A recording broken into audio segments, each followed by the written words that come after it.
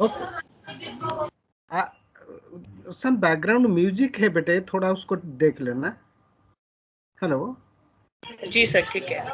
हाँ हाँ, कुछ नॉइज आ रहा है बैकग्राउंड में। हाँ, ओके।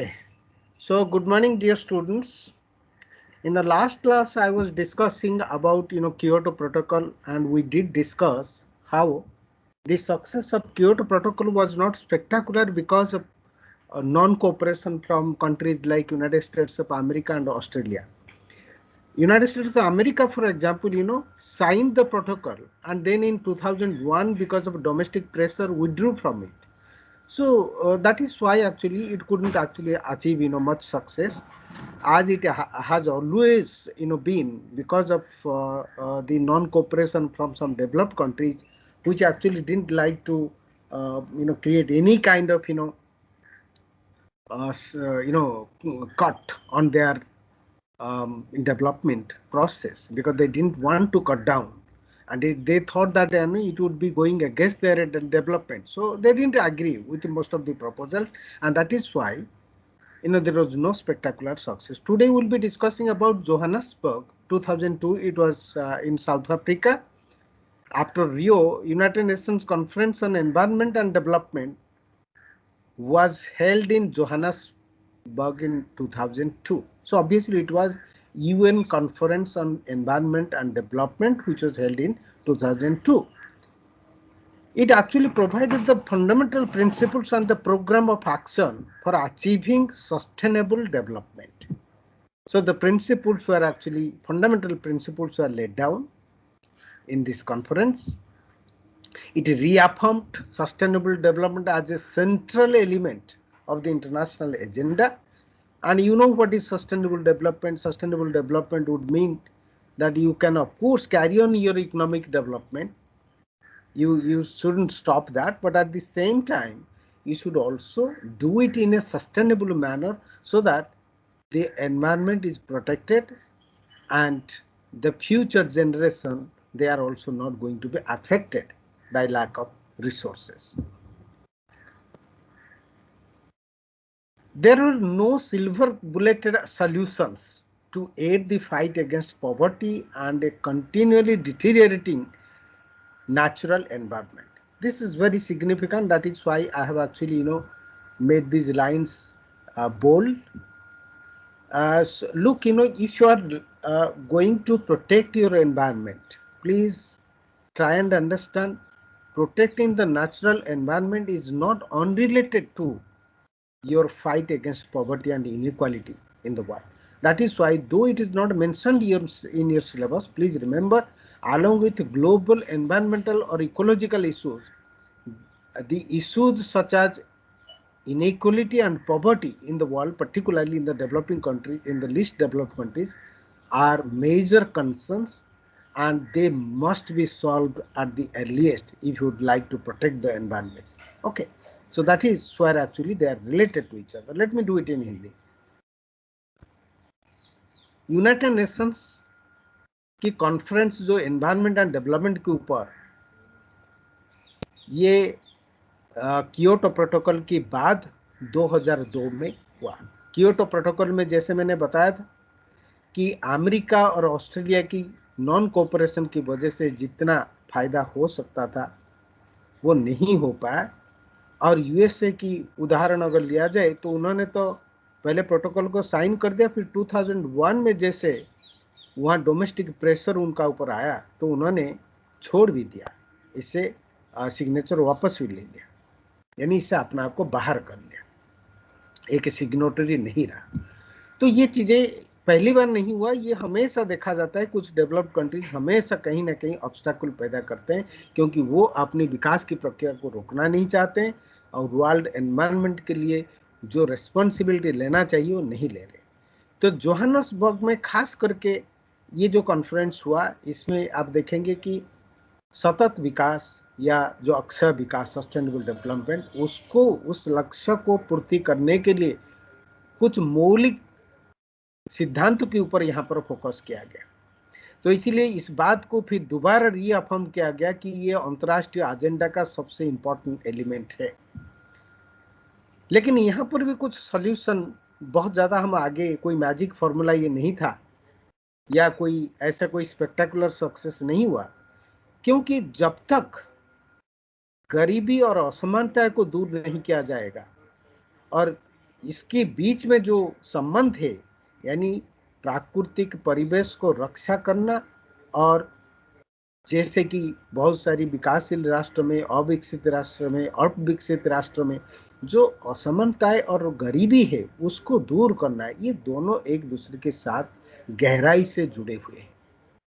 तो इसीलिए ये आपकी सिलेबस में ना होते हुए भी please you keep it in mind कि इकोलॉजिकल इश्यूज के साथ साथ असमानताएं एवं गरीबी भी जुड़ा हुआ है, और इसीलिए वैश्विक न्याय के बारे में बात होती है, जो बात हम लास्ट चैप्टर में फिर थोड़ा सा उसका ऊपर में मैं बात करूंगा। और नेक्स्ट क्लास में जैसे आपको पता होगा non proliferation of nuclear weapons, और उसका बाद फिर थोड़ा ह्यूमन सिक्योरिटी, माइग्रेशन, फिर उसका बाद हम लास्ट में जाएंगे, तो उसमें बहुत सारी इंटरेस्टिंग बात भी डिस्कशन होगा। लास्ट क्लास में आप लोग याद रखिएगा, मैं आपको एक इम्पोर्टेंट क्वेश्चंस कुछ मैं आपको आपके लिए बनाऊंगा, वो भी आपको दिखाया जाएगा। तो इसीलिए बहुत अब जो है ये जो लास्ट जो 4-5 क्लासेस है, इसमें आप लोग को बहुत ज़्यादा रिस्पॉन्सिबिलिटी के साथ क्लास अटेंड करने की जरूरत है। Let's go to the next slide. So yes, of course, Johannesburg did obviously talk about some practical and sustained steps which were needed to address many of the world's most pressing problems, and some new targets were also established here. And these new targets were to reduce the proportion of people without access to basic sanitation into half by 2015. Look, the point that I was just making, that how poverty and inequality should also be linked to global ecological issues. So there are some new targets here. Please remember, these new targets are obviously, talking about such a link. Okay. Look, it is trying to, say, for example, talk about, reduction in the proportion of people without access to basic sanitation into half by 2015. That means improving the standards of the people. And particularly, where are these people living? They are living obviously in the developing countries, in the least developed countries. To use and produce chemicals by 2020 in ways that do not lead to significant adverse effects on human health and environment. So how actually in the development process chemicals are being used, okay, and being produced. So they should be done in a manner that they should not adversely affect human health and environment. So that was another new target which was obviously fixed in this Johannesburg summit.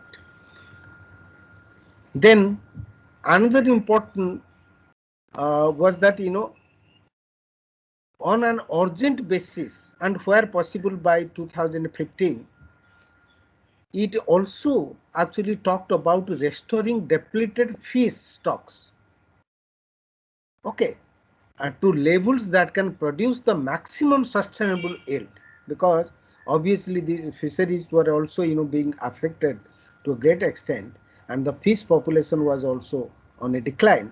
So obviously it was also taken into consideration that the depleted fish stocks must be restored, so that it can be produced on a sustainable basis, okay, so as to ensure future production of fish, okay, and to achieve by 2020 a significant reduction in the rate of loss of biological diversity. Biological diversity was another important consideration here which also came to the discussion, that the species or the plants which were obviously becoming extinct, they must be preserved and they must be protected.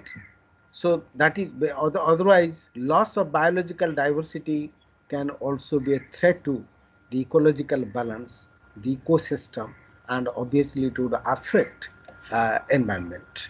And that is why biological diversity was also another important area where a discussion was held. Let me do it in Hindi. कुछ practical और sustain steps के ऊपर यहाँ पर चर्चा हुआ और यहाँ पर कुछ नया टारगेट्स भी फिक्स किया गया। ये नया टारगेट्स में आप देखेंगे एक इम्पोर्टेंट चीजें जो था, जो पॉवर्टी इनइक्वालिटी की वजह से सैनिटेशन फैसिलिटीज की कमी होती है कुछ लोगों को, तो कहीं ना कहीं जीवन स्तर को ऊंचा करने के लिए बेसिक सैनिटेशन जिन लोग का पास नहीं है उनकी प्रपोर्शन को आधा कम करने के लिए 2015 तक भी यहाँ पर बात हुआ।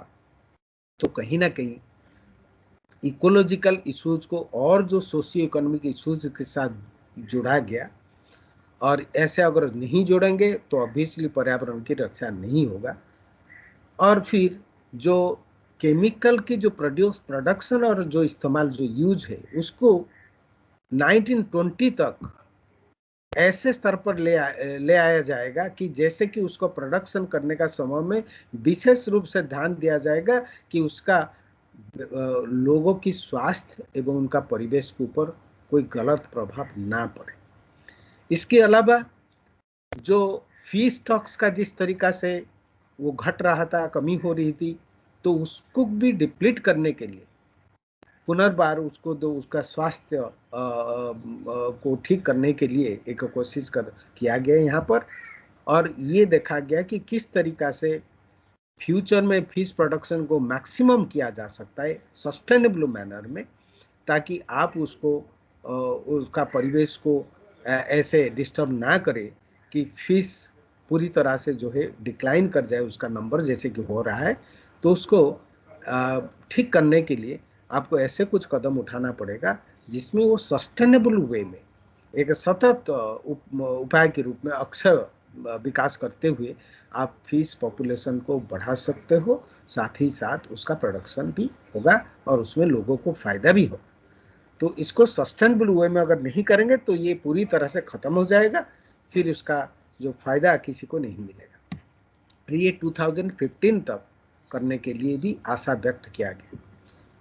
और फिर ये सोचा गया कि किस तरीका से जो बायोलॉजिकल डाइवर्सिटी, जीव विविधता, जिसमें प्लांट और एनिमल्स ऐसा कुछ है जो कि पूरी तरह से खत्म हो रहे, तो उनको भी कैसे रक्षा करना और जो लॉस ऑफ बायोलॉजिकल डाइवर्सिटी हो रही है वो लॉस को कम से कम करना 2020 तक, ये बात भी यहाँ पर रखा गया। तो next, need for looking beyond the nation state. Now, unless and until the nation states, they look beyond themselves, they do not actually, think about their national interest, narrow national interest, and nothing more than that. If they do something like that, then obviously they are not going to do anything, for the protection of global environment. So for that, you have to obviously look beyond yourself, your narrow national interest, and think in global terms. Unless you think in global terms, you cannot actually address to these global issues, because these are global issues, and these obviously would be needing cooperation at the global level. And the problem here mostly is because of lack of consensus among the nation states, because we have already discussed how the developed countries are not on the same page most of the time, how they do not agree to have a cut on their carbon emission and in the production of their greenhouse gases. They feel that if they do that, they will be blocking their development process, their technological prosperity. So this is narrow self-interest, national interest. So you have to go beyond that, and then only you can think in terms of having a consensus. And in this particular aspect, you will find that the globe is divided into two blocks. One block is a leading producer of greenhouse gases, that is the developed countries, and the other block is struggling to provide food to all of its citizens. Now, the poverty inequality issues that I try to link quite often, just imagine, here we are again talking about that. Okay, so one block, which is the leading producer of greenhouse gases, carbon emission, carbon dioxide emission, and on the other hand, what you see actually, the other block is struggling to provide food to all of its citizens. There is inequality, there is poverty, lack of employment opportunities. The standard of living of the people is very poor. And unless they develop rapidly, okay, they cannot overcome their poverty and inequality. And for that, obviously, if they cannot stop their development, they would be needing some kind of financial and technological support from the developed countries to do it in a sustainable way, in a sustainable manner. So to protect the environment, as these countries are obviously struggling with their back to the wall because they cannot stop their development. Okay, and development of sustainable development doesn't mean that you will stop your development. You have to do it. But yes, they need resources, they need technological support, and unless they get it from the developed countries, they wouldn't be able to protect the environment. Okay, so that is why, how to create a harmony, how to reach a consensus between these two blocks and take into consideration their needs, their aspirations in a coherent manner, in a harmonious manner. That is the crux of the problem. Let me do it in Hindi. जो वैश्विक पर्यावरण की आंदोलन को आज ये जरूरत है कि उसको रीसेप करने की जरूरत है। कैसे कि राष्ट्र राज्य जिस तरीका से संकीर्ण स्वार्थ में पीड़ित होकर अपनी राष्ट्र के आगे कुछ नहीं देख पाते हैं, लेकिन ग्लोबल इश्यूज जैसे कि एनवायरमेंटल इश्यूज है, ग्लोबल इश्यूज है, इसकी बारे में सॉल्यूशन करने के लिए, इसके बारे में सोचने के लिए आपको ये संकीर्ण दृष्टिकोण से थोड़ा आगे निकलकर राष्ट्र राज्य से परे जाके सोचने की जरूरत है। फिर आप देखते हैं कि जैसे अगर पास्ट का जितना सारी जो आप देखेंगे एनवायरमेंटल मूवमेंट की अध्ययन करेंगे तो आप देखेंगे सहमति के अभाव, नेशन स्टेट्स के बीच में एक सहमति की अभाव हो रही है। और सहमति के अभाव इसीलिए हो रहा है क्योंकि ये जो एंटायर ग्लोब है ये दो हिस्सा में अब बट गया, दो ब्लॉक्स में बट गया। एक ब्लॉक जो कि ग्रीन हाउस गैस प्रोडक्शन सबसे ज्यादा करता है, जो डेवलप्ड कंट्रीज है, और एक ब्लॉक है जो developing countries, least developed countries, under developed countries को लेकर बनता है, जो साउथ है। ये जो ब्लॉक है ये स्ट्रगल कर रहे हैं अपनी जो जनता को, अपनी जो नागरिक को खाने, पर्याप्त रूप में खाना देने के लिए भी ये स्ट्रगल कर रहे हैं। यानी यहाँ पर गरीबी, असमानता बहुत ज्यादा और बेरोजगारी, इस तरीका से समस्या की वजह से लोग की जो स्टैंडर्ड लिविंग घट रहा है, सैनिटेशन की भी प्रॉब्लम है। तो ये सब चीजों के लिए ऑब्वियसली जरूरत है इनका कि तेजी से ये विकास करे। तेजी के विकास के बिना लोगों के जीवन के स्तर को और बेहतरीन बनाया नहीं जा सकता है और गरीबी और असमानता के खिलाफ सक्सेसफुली लड़ा नहीं जा सकता है। तो इसीलिए ये विकास को रोक नहीं सकते। तो विकास को अगर रोक नहीं सकते हैं तो उसको अक्षय विकास के रूप में आगे बढ़ने के लिए इनको टेक्नोलॉजिकल सपोर्ट डेवलप्ड कंट्री से चाहिए, इनको फंड चाहिए डेवलप्ड कंट्री से, क्योंकि ये विकास को रोक नहीं पाएंगे। तो विकास को कैसे पर्यावरण को रक्षा करने के साथ साथ किया जा सकता है, उसके लिए चाहिए धन, चाहिए संसाधन, चाहिए और टेक्नोलॉजी चाहिए, न्यू टेक्नोलॉजी चाहिए। या तो न्यू टेक्नोलॉजी इनको कंसेशनल रेट में उपलब्ध किया जाए, या जहां और भी असंभव है तो वहां फ्री भी देना जरूरी हो गया है। तो क्योंकि आजकल ये भी तर्क हो रहा है कि जो गरीबी और असमानता है विकासशील राष्ट्र में, जो अन्यायपूर्ण ढांचा चल रहा है, उसके लिए ग्लोबल पॉलिसीज ही उत्तरदायी है। तो इसलिए डेवलप्ड कंट्रीज की जो कंजप्शन पैटर्न, जिस तरीका से वो स्वार्थी होके हर चीजों में आगे बढ़ने का समय में विकासशील राष्ट्र के अधिकार की उल्लंघन करते हैं, तो इसका मतलब यहाँ पर जो भी गरीबी, असमानता और पर्यावरण की को रक्षा करने में ये असमर्थ हो रहे, इस सभी चीजों के लिए कहीं ना कहीं विकसित राष्ट्र ही उत्तरदायी है। और इसीलिए वैश्विक न्याय ये मांग करता है कि वो अपनी आवश्यकता को समझे, अपनी उत्तरदायित्व को समझे और वैश्विक न्याय की डिमांड के अनुसार इन राष्ट्रों की मदद करें। इसके बिना पर्यावरण की रक्षा होना असंभव हो जाएगा। Now we'll be talking about how these environmental issues are becoming global. And in this connection, I would like to talk about one important theoretician, a scholar, Wayne Green.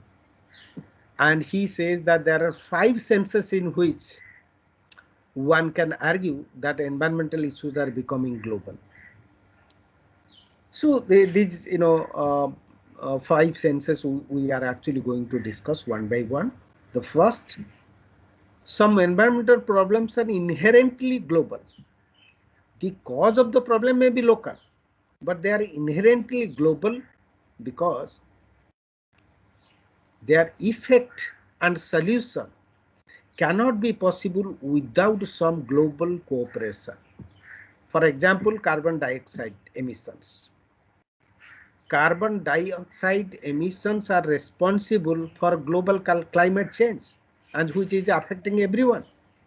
So to solve this problem and to restore the balance here, to stop global climate change, obviously you need to have some global policies, global cooperation at the global level.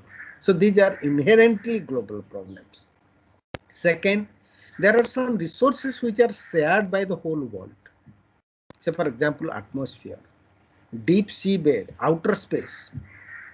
These are some resources which all of us are actually using, and we'll be talking about when we are talking. We'll be talking about little later global commons debate. We'll be talking about these problems also in a much more comprehensive manner. Okay, because these are global commons: atmosphere, deep seabed, outer space. Okay, so they need to be preserved at a global level because the interest of the whole world is involved there.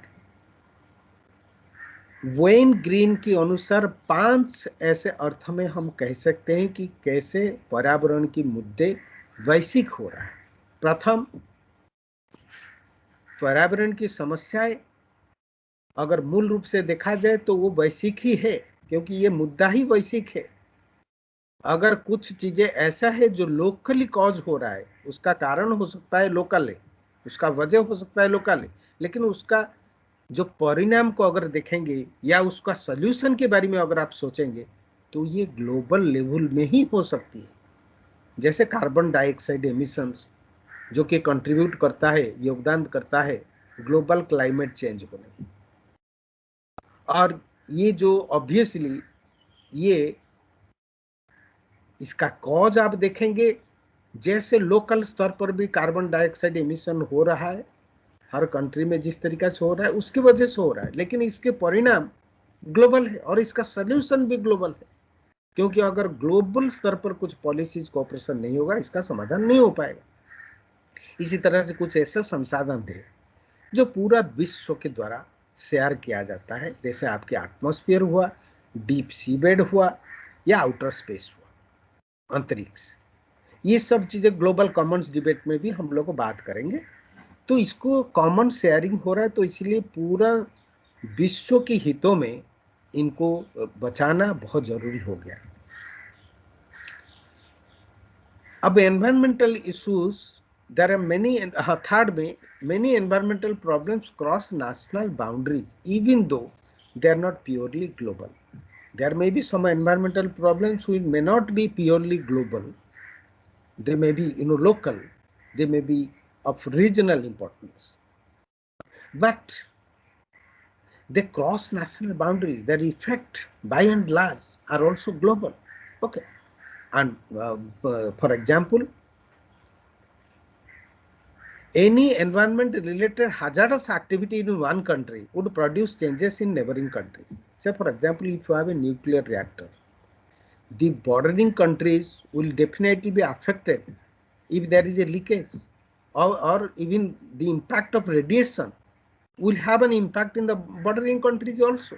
Okay, so even if you may say that your country is taking the decision to set a nuclear plant there, but please remember you have some global responsibility, and your people may have elected you to frame policy, But have you taken the permission of other countries where the impact of this nuclear radiation will be felt? No, you haven't. For example, a similar example, I was citing the example of a nuclear reactor. Similarly, you can also think of another thing. War in Iraq produced black rain in Kashmir. Okay, this is again a problem which was not actually purely global. Okay, because when war was taking place in Iraq, the impact was felt in Kashmir because there was black rain in Kashmir. Okay, so it is crossing national boundaries. War in Iraq was not actually confined to Iraq only. It had impact in India because in Kashmir there was a black rain. Fourth, there are many environmental issues which are local or national, but they happen in too many localities. There are many environmental issues which may be local or national, but since they are happening in too many localities, so obviously you cannot ignore them. You have to discuss such issues at a global level and a solution must be found. Examples, of such problems are unsustainable agricultural practices, soil erosion, deforestation. These are happening in large areas. And today, obviously, at the global level also, there must be discussion and debate on these things, and also we must think in terms of how to overcome these problems and come out with some sort of solutions. Finally, and the most important among all of these is the fact that environmental issues are intimately linked to broader political and economic processes, which themselves are part of the global political economy. And this I have been quite often, telling you that you have to talk about the larger socio-economic processes. You have to talk about poverty and inequality in developing countries, in least developed countries, and you have to link it to the environmental issues. If you would like to have some solution for the global environmental problems on a sustainable basis, you have to obviously address to poverty and inequality. You have to obviously address to global justice. Okay. And environmental issues are also a part of global political economy, because global political economy, as you see right now, WTO, World Trade Organization, how because of the policies, the neoliberal policies which are happening there, because of that the poor countries are being affected and they are not having as much global trade as the developed countries are having. So developed countries are obviously benefiting at the cost of the developing countries. So environmental issues are also related to the global political economy. Unless you address to such problems, how these developing countries or least developed countries can protect the environment, you have to come to their help, because poverty and inequality will be responsible for production of carbon dioxide, and it will definitely go to affect the global environment. So these are not unrelated, please remember. बहुत सारी ऐसे राष्ट्रीय ऐसे बहुत सारी पर्यावरण की समस्याएं हैं जो कि राष्ट्रीय जो सीमा को अतिक्रमण कर रहे हैं। हाँ, हो सकता है वो ग्लोबल प्योरली नहीं है, लेकिन फिर भी वो बाउंड्रीज को क्रॉस करते हैं। जैसे कि मैं एक उदाहरण दे रहा था कि न्यूक्लियर रिएक्टर अगर आप सेट करते हैं एक बॉर्डरिंग एरिया में, उसका जो रेडियस है पड़ोसी राष्ट्रों को भी आप प्रभावित कर रहे हैं, उनका ऊपर भी इम्पैक्ट जा रहा है। क्या उनका परमिशन आपने लिए थे? नहीं लिए थे। तो इस सब चीज़ों के बारे में भी अब सोचने की ज़रूरत है, क्योंकि ऐसे बहुत सारी एनवायरनमेंट को क्षति पहुंचाने वाली एक्टिविटीज है जो कि नेबरिंग कंट्रीज का ऊपर भी प्रभाव डालता है। वो हो सकता है प्योरली ग्लोबल नहीं है, आपका यहाँ आप कर रहे हैं, लेकिन उसका परिणाम वहाँ तक भी चला जाता है, आपकी सीमा के बाहर जाता है। इसमें इराक में जो युद्ध, वो किस तरीका से ब्लैक रेन, काला रेन जो है, बारिश जो है कश्मीर में हो रहा था, उसका एक उदाहरण आप ले सकते हैं। और इसी तरीका से ऐसे बहुत सारी एनवायरमेंटल इश्यूज है जो कि लोकल है, राष्ट्रीय है, लेकिन वो इतनी ज़्यादा लोकलिटीज में होने लगा है कि उसको भी नज़रअंदाज नहीं किया जा सकता है, जैसे कि एग्रीकल्चरल प्रैक्टिसेस जो कि अनसस्टेनेबल है, और soil erosion, deforestation.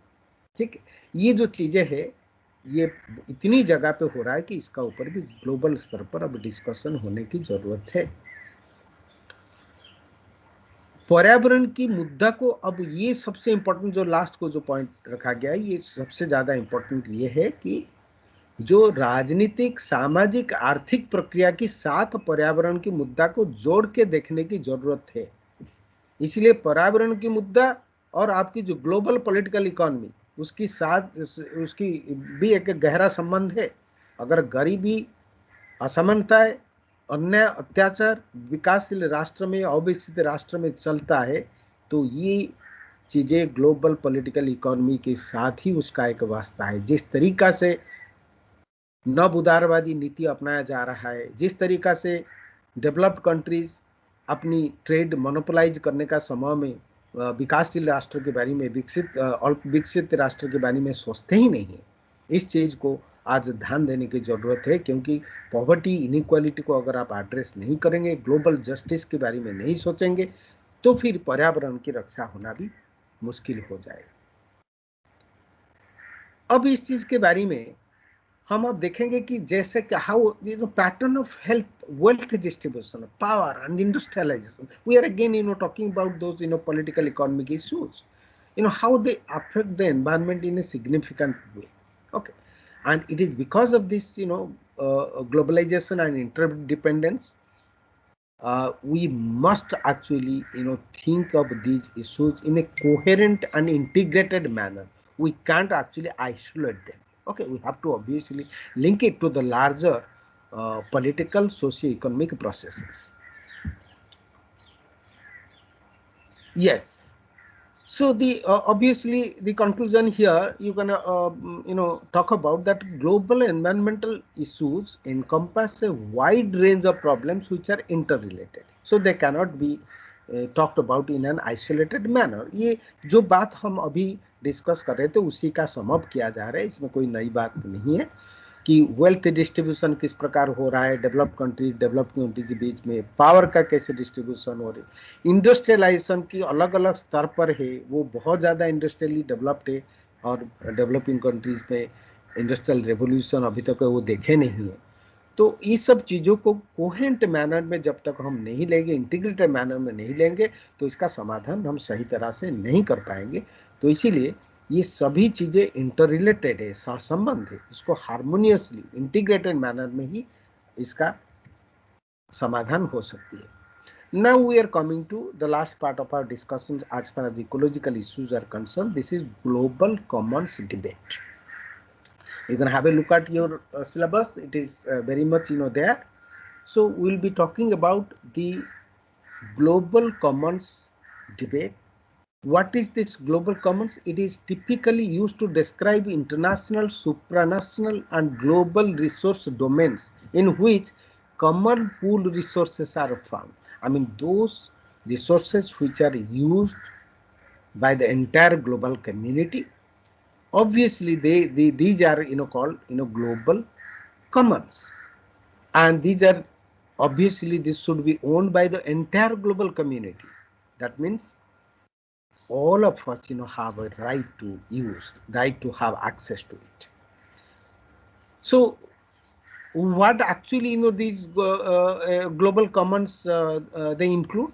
They include Earth's shared natural resources such as the high oceans, because high oceans are not within the jurisdiction of any particular country. Okay, they are obviously beyond your national boundaries, high oceans. Similarly, the atmosphere, outer space. At the surface level, land mass, as far as land mass is concerned, you can think in terms of Antarctica. Antarctica is also another important land mass which is not coming within the jurisdiction of any particular country. So we had our Antarctica expedition also, as you know, and one of my colleagues, he was associated with the 6th Antarctica expedition, who is a vice chancellor in one university now. So he was very much a part of that, and that time I was a student of Delhi University. He also was a student of the geology department of Delhi University, and he participated as a student in that expedition. Cyberspace is also another example of a global commons. Okay, the term commons actually it originates from the term common land in the British Isles. Commoners' rights refer to traditional rights held by commoners, such as mowing meadows for hay or grazing livestock on common land. Uh, and please remember, these are actually guided by English common law. So the origin is from there, of course. But you can, of course, there can be other arguments also. You can talk in terms of ancient India, how in ancient India also probably there are many common lands, which was under the supervision and ownership of the community as a whole, and nobody had any private property ownership claim on that. Okay, so we had also such areas. You must have heard from your grandpa or grandma, like how in villages also they have large areas which are meant for grazing livestock. So the commons debate actually it originates from there. So obviously, and as far as United Kingdom is concerned, English common law is the basic foundation on which it is actually built up. Okay, this system is guided by the old English common law. English law is known as common law, the law made by their parliament. Okay, so how on the basis of that this was being managed. ये जो global Commons की debate हम last part में इसको रख रहे हैं और ये आज कंप्लीट करके ही क्लास कंप्लीट करेंगे, इससे पहले क्लास कंप्लीट नहीं करेंगे। तो इसको थोड़ा सा 2-4 मिनट फालतू हो जाए, लेकिन इसको मैं कंप्लीट करूंगा ताकि नेक्स्ट टाइम हम nuclear weapons, non proliferation of nuclear weapons के बारे में बात करेंगे, ह्यूमन सिक्योरिटी के बारे में बात करेंगे, ठीक है, और एग्रेशन के बारे में भी बात करेंगे। तो जो ग्लोबल कॉमन्स डिबेट वो खास करके ऐसे संसाधन जिसका पूरा विश्व के समुदाय करता है, उसका ऊपर किसी का निजी संपत्ति का अधिकार नहीं है, उसी को ग्लोबल कॉमन्स कहा जाता है। इसमें क्या क्या चीजें इंक्लूडेड है कि जो प्राकृतिक संसाधन अर्थ का है, जो पृथ्वी का जो प्राकृतिक संसाधन है, जैसे कि हाई ओशंस, क्योंकि कुछ ओशन का कुछ पार्ट तो राष्ट्र राज्य की सीमा के अंदर आता है, लेकिन जो डीप सी है जिसको हाई ओशंस कहते हैं वो किसी राष्ट्र की सीमा में नहीं आते, तो वो कॉमन्स की हिस्सा में आता है। वहाँ पर रिसर्च या जैसे आप कहते हैं बॉटम ऑफ द ओशन में भी, ओशन की नीचे क्या है उसके बारे में भी आजकल रिसर्च हो रही है। तो वो सब चीज़ें सभी कंट्री मिलके कर रहे हैं, क्योंकि ये प्राकृतिक संसाधन ऐसा है जिसको ग्लोबल कॉमन्स के नाम में जाना जाता है, क्योंकि इसमें सभी का अधिकार है और ये किसी का निजी संपत्ति नहीं है। एटमॉस्फेयर, आउटर स्पेस और लैंड मास में अगर बात किया जाए अंटार्कटिका, तो इसीलिए वो जो कॉन्टिनेंट है, साइबर स्पेस का भी उदाहरण इसमें भी लिया जा सकता है। और ये जो ओरिजिन है, ये कहा जाता है कॉमन लैंड जो ब्रिटिश आइसल्स में, और जिसमें कॉमनर का अधिकार रहता है और पारंपरिक अधिकार रहता है, और ये अधिकार को मान्यता देने के लिए जो पुराना जो ब्रिटिश का कॉमन लॉ है वही उसका आधार प्रस्तुत करता है।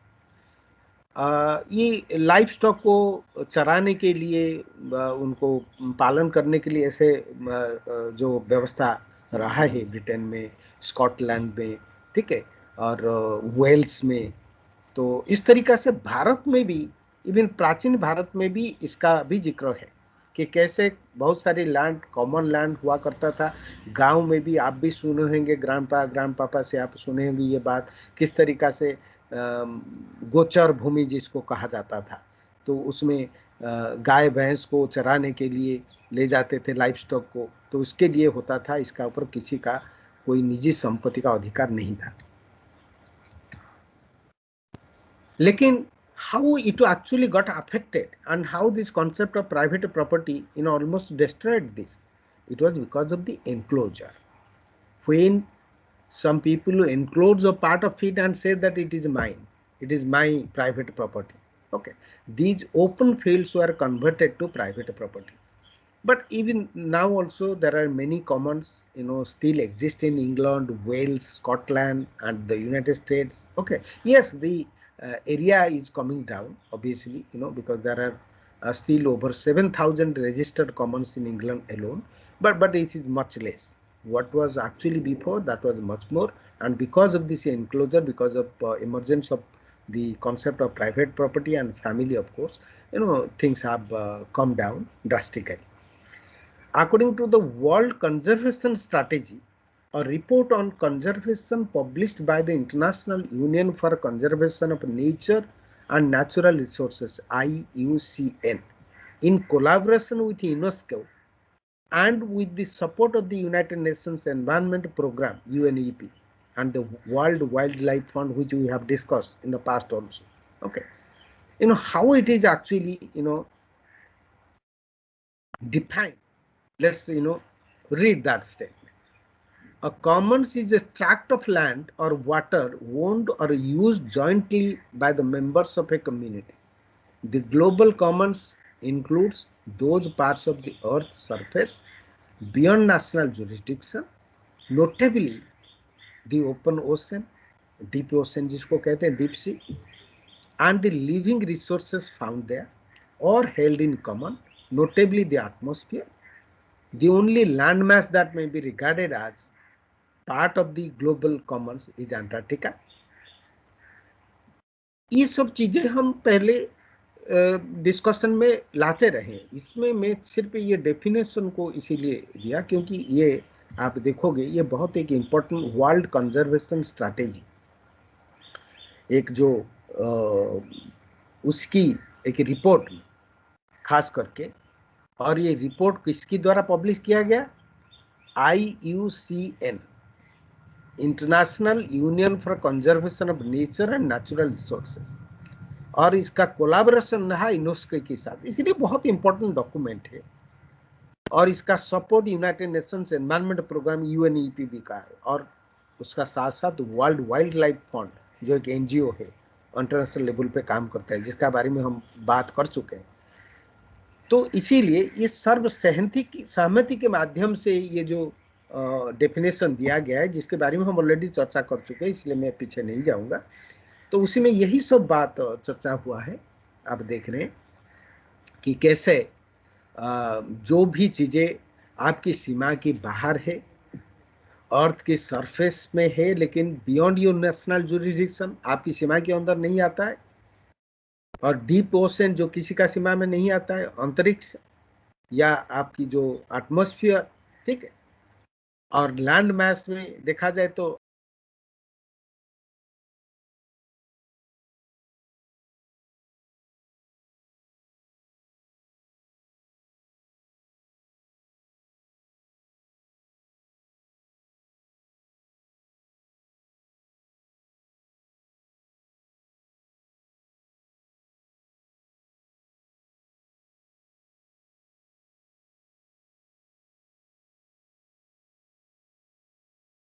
ग्लोबल कॉमन से ये सभी का संपदा है, ये किसी का निजी संपदा नहीं है, ठीक। तो इसीलिए एक वैश्विक स्तर पर सोच होने की जरूरत है।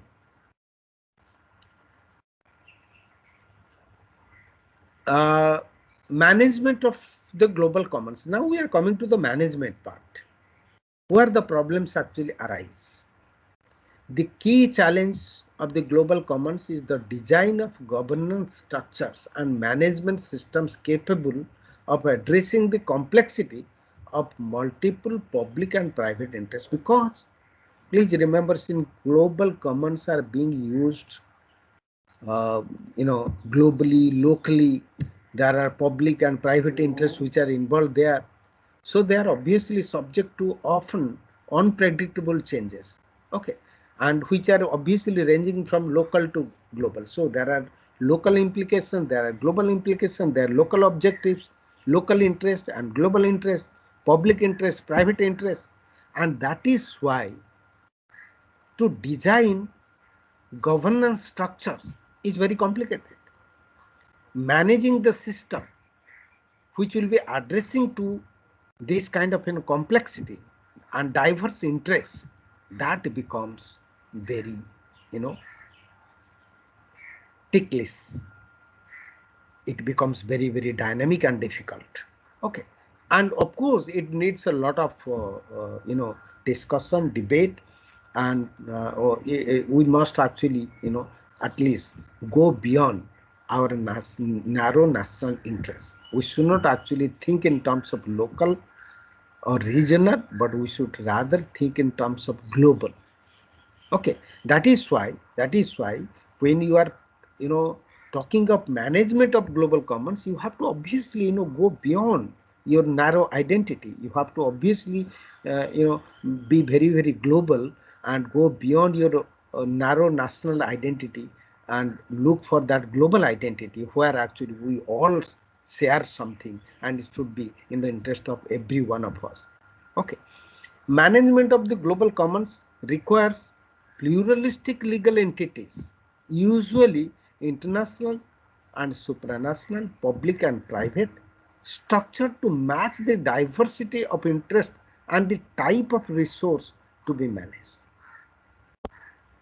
And not only that, these must be also stringent, because you have to ensure compliance. To have all kinds of rules and regulations are not enough. You have to also have compliance. That means they must be implemented properly. That should be proper implementation. And first you talk about how, because there are diversity, all kinds of diversities which are actually involved in the process. So the legal entities must be pluralistic, and pluralistic means it must actually respect diversity of interest. It must take into consideration the interest of interests which are local, which are global, which are public, which are private. Okay, since there are diversity of interest, and please remember, obviously the users are also multiple. There are multiple users and they have different perceptions. So you have to have a kind of balancing act here. Unless and until you integrate and work in a coherent manner, in a harmonious manner, you cannot actually have any solution. And here in this particular respect, please remember, even if you have all these pluralistic legal entities, you frame all kinds of rules and regulations, but to implement these rules and regulations are also problematic, because international law regimes, rules, regulations are not actually very exact. Okay, and sometimes what happens, actually different nations, they would actually say that they are sovereign and they wouldn't actually be abided by such things. So sanctity of international law, rules and regulations are in a very poor state. Okay, they do not have the kind of sanction that they should have. So we should also think in terms of that, how these international laws can be implemented properly to ensure compliance, that nobody actually is violating them. The classic tragedy of commons, in which common resources become overexploited, it has to be guarded again. It is a question of management, that when so many users are using it, they are using it for various purposes, local, global, all public, private, all kinds of interests are involved in the process. So there is every possibility that it will be overexploited and it will hamper the environment. So that should also be taken into consideration, and that is why today we need international laws which are sanctified, which have better sanctity, and we are able to implement them properly. Okay, so that we can actually avoid such tragedy. Global Commons को manage करना जो समस्या है वो सबसे important समस्या है, क्योंकि इसको आप देख रहे हैं कि कैसे क्षेत्रीय स्तर पर, स्थानीय स्तर पर उसका भी इस्तेमाल हो रही है और उसका ग्लोबल ऑब्जेक्टिव्स है। इसकी आप सभी जानते हैं, इसमें पब्लिक भी इन्वॉल्व है, प्राइवेट इंटरेस्ट ग्रुप भी इन्वॉल्व है। ये जो मल्टीपल इंटरेस्ट यहाँ पर इन्वॉल्व है, इसीलिए इसको मैनेज करने के लिए, और इसका यूजर्स भी बहुत ज़्यादा है, ठीक है, पब्लिक प्राइवेट अलग अलग राज्य करते हैं और कई राज्य मिल के भी करते हैं, ग्रुप मिल के भी कई राज्य भी उसका ऊपर रिसर्च करते हैं।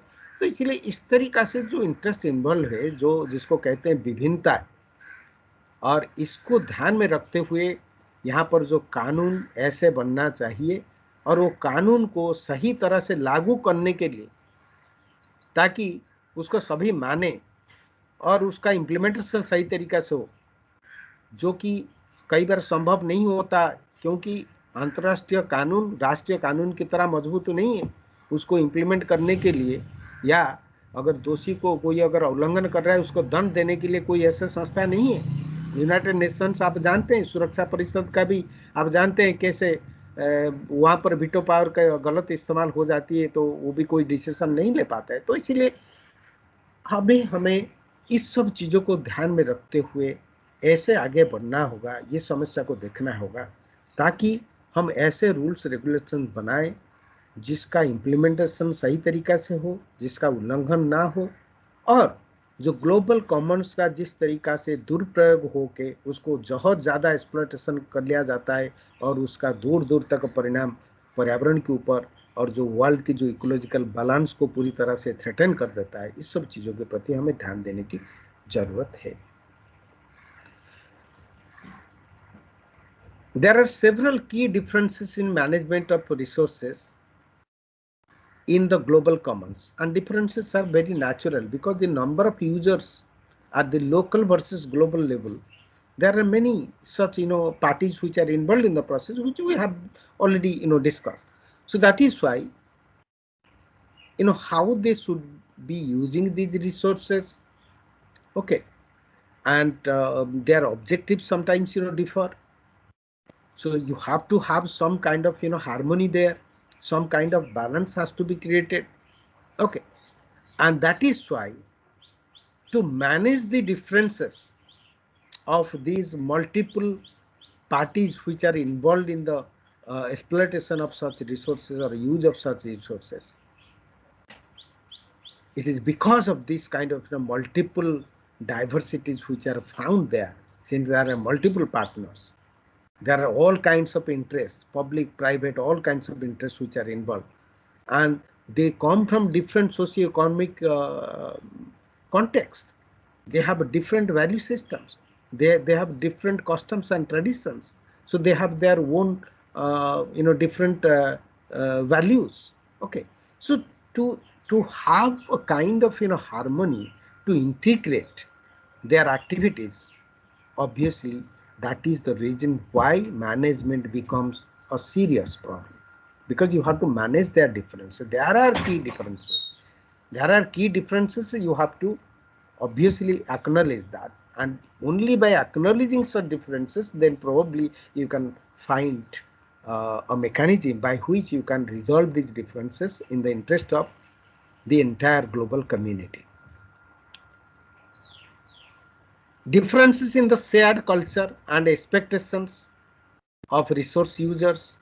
More localized commoners users tend to be more homogeneous, and global users more heterogeneous, okay. Those who are actually localized commons, they will be obviously tending to be more homogeneous, but those which are global users, when they are doing it for global purposes, they are obviously heterogeneous groups, many groups are involved there. So obviously in this respect, their culture, their expectations will be different, because all kinds of people are involved here, homogeneous groups as well as heterogeneous groups. And it is because of this thing, please remember, it takes time for new learning about resource uses to occur at different levels. So knowledge, new learning regarding this, obviously it takes a lot of time, because you have to create that harmony, you have to integrate their activity, that takes time. ये जो विभिन्नताएं हैं और जो बहुत सारा ज़्यादा users से उनका संस्कृति, उनकी जो आकांक्षाएं, वो जिस तरीका से यूज कर रहे हैं रिसोर्सेस को, जो लोकल स्तर पर लोकल इंटरेस्ट को देखता है तो वो ज़्यादा होमोजीनियस एकरूपता उसमें पाई जाती है। लेकिन जो जहाँ पर कई सारी ग्रुप्स इन्वॉल्व है और ग्लोबल पर्सपेक्टिव में उसको किया जाता है, वो उसमें हेट्रोजिनिटी पाई जाती है, यानी बहुलता पाई जाती है। तो इसीलिए उनके अलग अलग वैल्यू सिस्टम होगा। लर्निंग भी वो रिसोर्सेस का यूजेज के बारे में उनका लर्निंग, जो शिक्षा, जो ज्ञान उनका, वो भी अलग अलग स्तर का होगा, इसीलिए it takes time. The dynamics are less easily understood. Global resource pools are less likely to be relatively stable. Many of the global commons are non-renewable on human time scales. Yes, I mean this is a very important area that you have to keep in mind, that many of the global commons are non-renewable. They cannot be renewed. Okay, they will exhaust at some point in time, and you never know how long it will take, to recreate that. Maybe that will never be done. Okay, that is why they are called non-renewable. They can be adjusted at some point of time. So that is why one must understand, because these are the dynamics which must be understood in their true nature, and we must think in terms of the future generation, because these are non-renewable, must be saved, must be preserved for the future generation also. Resource degradation is more likely to be the result of unintended consequences that are unforeseen, not immediately observable. For example, carbon dioxide emissions, which produce climate change, and which is responsible for climate change, which is happening all around us. And we in India also, we are quite slowly, very rapidly, I think we are realizing that. Okay, so the kind of natural disasters that are happening, they are also a signal to all of that. So these kind of resource degradation which is happening, please remember, which is happening, is a result of unintended consequences. Of course, nobody is intending those consequences, but they are happening. So they are not predicted. They cannot be immediately observed, because their impact can be felt only after a period of time. Okay. For example, carbon dioxide emissions. It takes a long time actually, but it has already taken a long time. You never know, actually carbon dioxide process must have started millions and millions years back, and now we are actually feeling the heat. We are facing the brunt of the situation, and we are obviously experiencing climate change, which is affecting the entire globe. Several environmental protocols have been established as a type of international law, and because of this, of course, like Stockholm conferences, we have already talked about the environmental protocols, several environmental protocols which have been established, but we have not been able to obviously reap the benefits, because the international law is not that exact. Yes, there are intergovernmental documents, but because of lack of consensus among nation states, we have not been able to address the problems seriously. And we know how America and Australia and other developed countries are non-cooperating.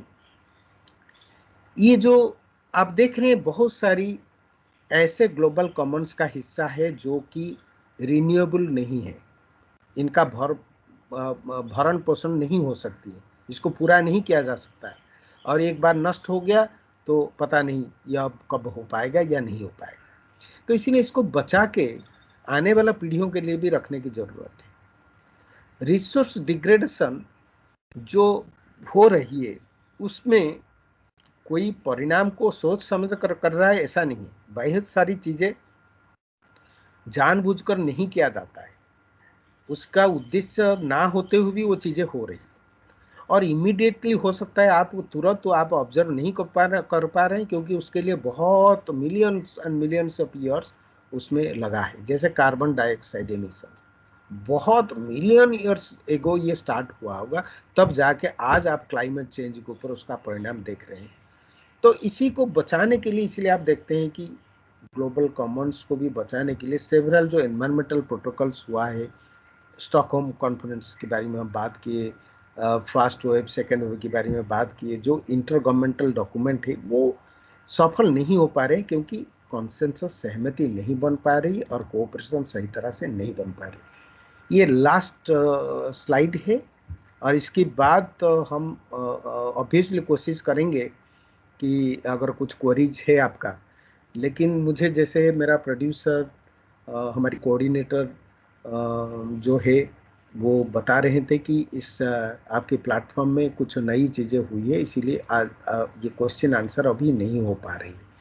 तो मैं फिर भी कोशिश करूँगा, अगर अभी ठीक हो गया, मैं कोऑर्डिनेटर साहब से बात नहीं किया था इसके बारे में, मैं एक बार चेक कर लूँगा, नहीं हो पाएगा तो फिर हम लोग इसी स्लाइड का बाद आप मान लेना क्लास समाप्त होगा, फिर हम नेक्स्ट क्लास में खास करके जो बात करेंगे वो होगा non proliferation of nuclear weapons, ठीक है, ह्यूमन सिक्योरिटी और माइग्रेशन, इस सब चीज़ों के बारे में हम लोग चर्चा आगे बढ़ाएंगे। हाँ, so international environmental protocols, as you know, only when these environmental problems were crossing national boundaries, okay, when they became widely perceived in the 1960s, for example, okay, only then we started actually taking these things seriously, and in the process we have obviously produced some international environmental protocols, but these protocols are not actually followed in toto, and they have not been a spectacular success. We have discussed that because of a lot of obstacles and non-cooperation among the nation state, particularly the developed countries. Following the Stockholm Intergovernmental Conference in 1972, creation of international environmental agreements proliferated. I mean, they increase in number. Okay, these we have already discussed, so I'm not going into the details. Due to a number of obstacles, environmental protocols are not a panacea for global commons issues. Since the fact of the matter that we didn't have any spectacular success because of the non-cooperation of many countries, particularly the developed countries, because of lack of consensus. So these environmental protocols are not a panacea then, they are not a solution. And in addition to that, they are very slow to produce the desired effects. We are moving very slowly because we are always trying to have some consensus, because these are global issues. If some countries are not cooperating, obviously you will not get best results. You have to take everybody on board. Okay, you cannot ignore anyone because these are really global issues, so the entire globe has to be on the same page. So obviously because of that, when you do not find any consensus, it has to be very slow. Okay, they lack monitoring and enforcement. That is still we do not have a world government.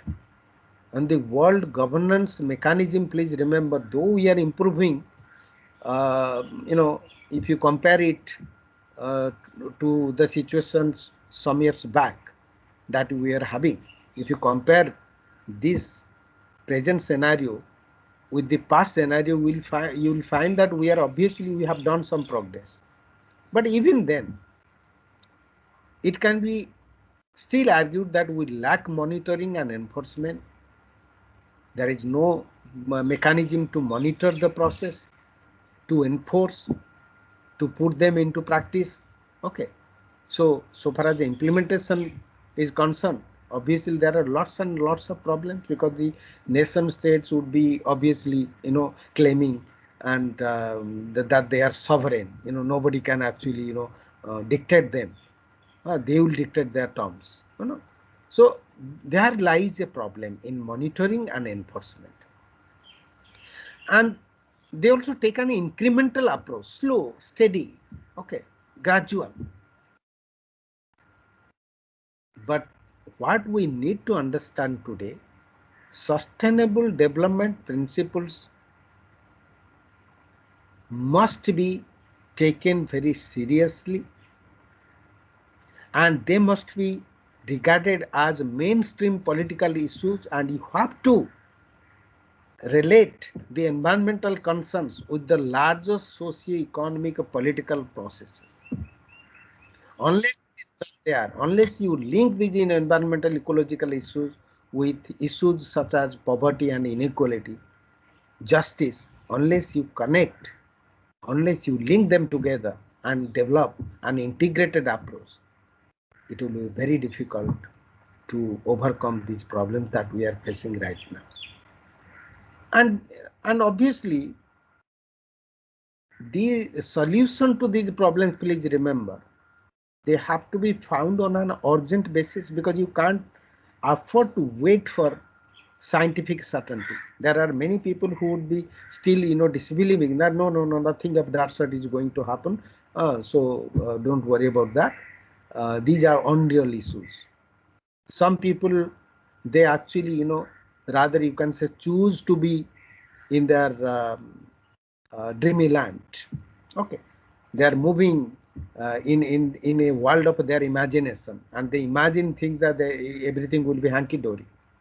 So they are not taking these issues seriously, whereas we know that these issues are serious, and some people even in the developed countries also, there is a lot of thinking which is going on, and they do understand that the socio-economic political issues must be related to it, and at the global level, global inequality and poverty must be addressed, and particularly the needs and requirements of the developed country, the developing countries and least developed countries, underdeveloped countries, must be taken into consideration at the earliest.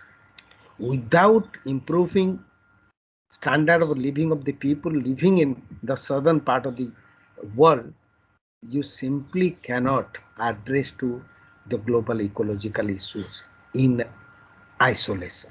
They have to be done in an interrelated manner. So thank you very much, but I'll explain it in Hindi, conclude, and then we'll stop the class here. We'll wind up today. 1960s का साथ साथ आप देखते हैं 1960s में भी ये जो जागरूकता पैदा हुई पर्यावरण की समस्या के बारे में, और जब हम राष्ट्र राज्य की आगे जाकर वैश्विक स्तर पर इसके बारे में चर्चा किए, तब जाके आप देखते हैं कि कई सारी एनवायरमेंटल प्रोटोकॉल्स आया, और वो काफ़ी स्टॉकहोम कॉन्फ्रेंस की बात आप देखते हैं कि इससे बहुत काफ़ी सारी एग्रीमेंट से प्रोलिफरेशन, यानी उसका नंबर, संख्या बढ़ गया। लेकिन ये जो कई सारी समस्याएं जिसका बारे में हम चर्चा ऑलरेडी कर चुके हैं, उसकी वजह से आप देखते हैं ये एनवायरमेंटल प्रोटोकॉल्स के पानासिया, यानी कोई समाधान नहीं है ग्लोबल कॉमन्स का। ग्लोबल कॉमन्स की जो इश्यूज है उसका समाधान नहीं है, और ये बहुत धीमे गति में ये मूव करते हैं, क्योंकि इनको सहमति देखने के लिए, कई राष्ट्रों को साथ में लेने के लिए, कई राष्ट्रों का जो अपोजिशन हो रहा है, तो इसलिए यहाँ पर मामला धीमा पड़ जाता है। और फिर दूसरा, हमने भी चर्चा कर चुके हैं कि इनका मॉनिटरिंग, सुपरवाइजर, ये भी बड़ा डिफिकल्ट होता है, और उसको काम में लागू करने के लिए कानून अगर बन जाता है, प्रोटोकॉल्स बन जाती है, लेकिन उसको पालन करना और उसको देखभाल करना, सही तरह से मैनेज करना, ये मुश्किल हो जाती है, क्योंकि राष्ट्र राज्य की प्रभुसत्ता यहाँ पर आड़े में आ जाता है। कुछ राष्ट्र राज्य कहते हैं नहीं, हमारा जो प्रभुसत्ता उसका आप उल्लंघन नहीं कर सकते, लेकिन आज समय आ गया है, ऐसे आहिस्ते आहिस्ते हम अगर जाएंगे तो हम कर नहीं पाएंगे। सस्टेनेबल डेवलपमेंट प्रिंसिपल्स को अब आज हमें सामाजिक, आर्थिक, राजनीतिक मुद्दा के साथ जोड़ के देखने की जरूरत है, और ये देखने की जरूरत है कि इकोलॉजिकल इश्यूज को आइसोलेशन में नहीं लेना चाहिए, बल्कि पूरी विश्व स्तर पर गरीबी, असमानताएं और जिस तरीका से जीवन की स्तर गिर रहा है डेवलपिंग कंट्रीज में, अल्प विकसित कंट्रीज में, वहाँ पर इस सब समस्या के समाधान अर्जेंट बेसिस में होना जरूरी है, नहीं तो हम शायद ये ग्लोबल जो एनवायरनमेंट को बचा नहीं पाएंगे। तो इसलिए इकोलॉजिकल इश्यूज को हम सेपरेटली नहीं देख पाएंगे, इंटीग्रेट करने की जरूरत है आज। इसीलिए सभी के लिए बहुत जरूरी हो गया कि साइंटिफिक सर्टेनिटी की इंतजार ना किया जाए और समय गवा ना जाए। जैसे आज भी कुछ लोग सोचते हैं कि यार ये पर्यावरण की मुद्दा है, ये बकवास है, ये कुछ नहीं होने वाला है, जैसे डोनाल्ड ट्रंप सोचते थे या जैसे रोनाल्ड रेगन सोचते थे। लेकिन हमें सर्टेनिटी तक अब इंतजार नहीं कर सकते, हमें मुद्दा उठाना होगा, इसको अर्जेंट बेसिस में लेना होगा और इसका समाधान करना बहुत जरूरी है, नहीं तो हम शायद बहुत लेट हो जाएंगे। जैसे कहते हैं कि it is better to be wrong than feel sorry. हम अगर गलत साबित हो गए तो कुछ नहीं बिगड़ेगा, लेकिन हमें अभी स्टेप्स लेना ही पड़ेगा। स्टेप्स अगर लेना पड़ता है, अगर ठीक है, अगर कुछ जो लोग कहते हैं साइंटिफिक सर्टेनिटी अगर बाद में आए नहीं कुछ नहीं होने वाला है तो बस भैया अच्छी बात है, हम लूज थोड़ी ना करेंगे। हम अगर कुछ कदम उठाते हैं वो व्यर्थ नहीं जाएगा, उसमें उसमें कुछ खराब तो नहीं हो रहा है। लेकिन अगर नहीं करेंगे और वो चीजें सच साबित हुआ जैसे कि लग रहा है और ये भयंकर हो गया तो फिर तो कुछ नहीं बचेगा, फिर सिर्फ जो है पश्चाताप के बिना और कुछ बाकी नहीं रहेगा। Thank you very much. Let me stop sharing the content and then I think we'll have to wind up the class today. हाँ कोऑर्डिनेटर जी। जी सर। हाँ अभी क्लास को एंड कर सकते हैं, मैंने कंक्लूड कर दिया। ठीक है, हो गया।